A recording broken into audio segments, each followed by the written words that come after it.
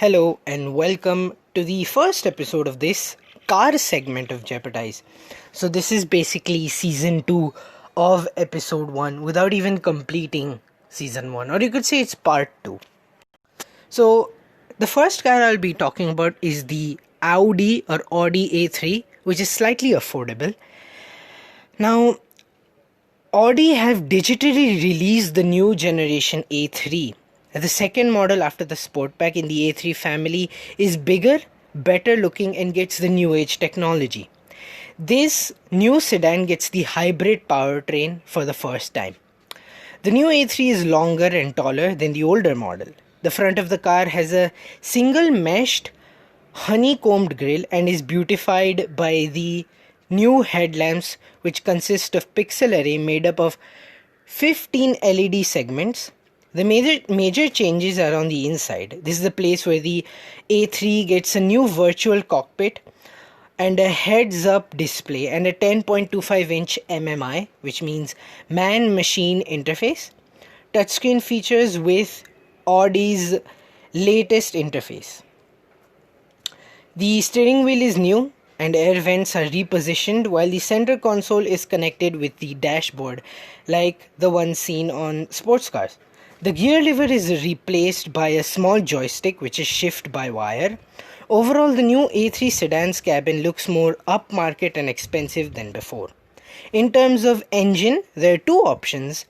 One is the TFSI petrol. TFSI over here means turbo fuel stratified engine injection, and the other is the TDI diesel turbocharged direct injection. One of the TFSI motors is a 150 brake horsepower 1.5 liter unit with a 48 volt mild hybrid system. Apart from all of those engine specs and all that, it is going to be rivaling the Mercedes-Benz A-Class sedan and the BMW 2 Series Grand Coupe. Now, something interesting about Audi, they have stopped all factory tours. So now they have started virtual factory tours with experienced tour guides. The shows are scheduled every Wednesday and Thursday, and the online tours are available at www.audis.stream. Now, apart from Germany, let us talk about the Japanese. Toyota has revealed the new generation of its Harrier SUV, now entering its fourth generation. The Harrier was first launched in Japan in the 1990s, and the Harrier was formed on the basis of the Lexus RX. In profile, the new Harrier has a new coupe look to it by the receding window line and heavily raked windshield. The all LED headlamps and grille are now sleeker units. The former featured J-shaped LEDs in line with the new Corolla in international markets. Like the old Harrier, the new Harrier's grille is closed off, except for a narrow opening along the lower edge, though the Harrier badge now makes way for a Toyota logo. Round the back, there are new slim LED tail lamps with a light bar that extends into the central Toyota badge onto the boot lid. Now, inside the cabin features a mix of leather and bright work replete with an all-new dashboard design. A large 12.3-inch touchscreen sits atop the center console. Touch-sensitive controls for the air conditioning system and touchscreen are positioned lower down, and the engine start-stop button is located even lower. The instrument cluster is a conventional unit sporting twin dials on either side of a larger MID. MID means multi-information display. Now there's plenty of tech on the offer too.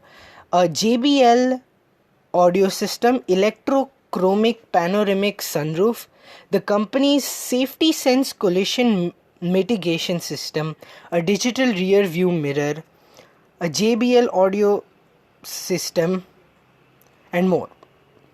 The car maker also says that the hybrid model gets a 100 volt AC, which means 1500 watts accessory power outlet, allowing the car to be used as a power generator. Now to the engine, the standard petrol SUV is powered by a 2-liter direct engine 4-cylinder unit which produces 171 brake horsepower, and the hybrid model is powered by a 178 horsepower 2.5-liter petrol engine paired with a front-mounted 88 kilowatt electric motor in two-wheel drive form, giving a total output of 218 brake horsepower. Four-wheel drive models get an additional 40 kilowatt electric motor powering the rear axle, giving it a virtual all-wheel drive system that is similar to the Toyota Velfire, that van on sale. Total system output is bumped up to a 222 brake horsepower in the four-wheel drive model.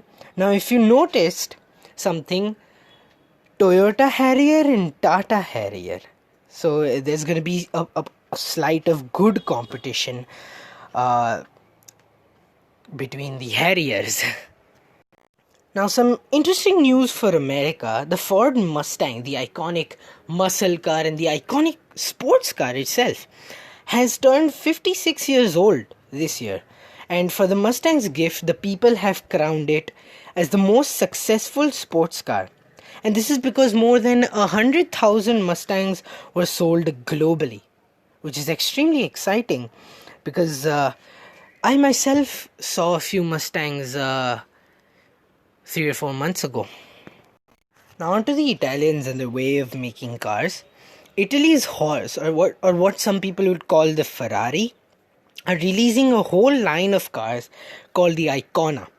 Now the line starts with a pair of sports cars that makes classic racing styles from the 1940s and 50s with the best that the 21st century has to offer, including the most powerful engine Ferrari has ever made. Right now there are two cars, the Monza SP1 and SP2, which are nearly identical. But the SP2 has room for two human beings, two people, that's why it's called the SP2. Now the SP1 has a tonneau covering, which is spelled as TONNEAU cover, which is found normally at the back of pickup trucks, which leaves room for only the driver. Now Ferrari says that both the cars are a callback of the 1948 166 mm, one of the cars that helped Ferrari earn the World Sports Car Championship victories in the 40s and 50s. Now onto the Ferrari's engine. Both the SP1 and SP2 has a 6.5-liter V12 which produces a staggering 800 brake horsepower and 530 pound-feet of torque. Now these cars weigh around 1500 kilograms and the SP2 weighs 20 kilograms heavier because of the extra seat. Now from this car you get 0 to 60 miles per hour in just 3 seconds. That's 0 to 100 kilometers per hour in 3 seconds. Now if you stay on the gas for another 5 seconds, the car will be dashing to 124 miles per hour or 200 kilometers per hour. Eventually it will top out at 186 miles per hour, that is 300 kilometers per hour. The main cause of this car reaching such massive speeds is a lack of windshields. So you'd probably need racing goggles.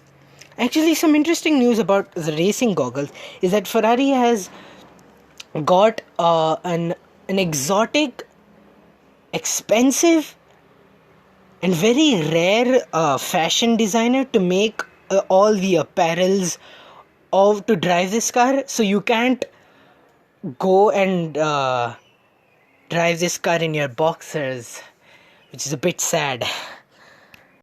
So on that terrible disappointment, well, not for Mustang owners, it is time to end. See you next week. Goodbye.